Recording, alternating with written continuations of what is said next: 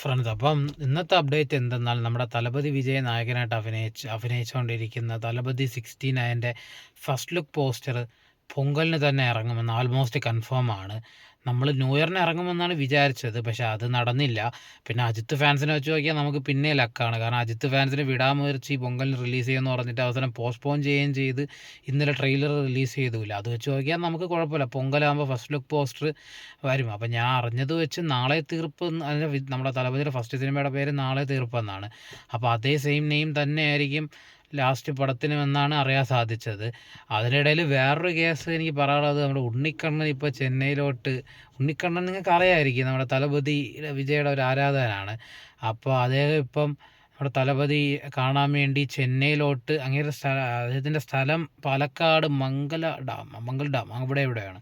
അപ്പോൾ അദ്ദേഹം ഇപ്പോൾ വിജയണ്ണനെ കാണാൻ വേണ്ടി അവിടെ നിന്ന് ചെന്നൈ വരെ നടക്കാൻ പോവുകയാണ്. അപ്പോൾ അദ്ദേഹം ഇപ്പോൾ പറയുന്നത്, വിജയണ്ണൻ വീഡിയോ കോൾ വിളിച്ചാൽ അദ്ദേഹം അപ്പം തന്നെ സ്റ്റോപ്പ് ചെയ്യും എന്നാണ് പറഞ്ഞിട്ടുള്ളത്. അപ്പോൾ നമുക്കത് എന്താവും എന്നറിയാം.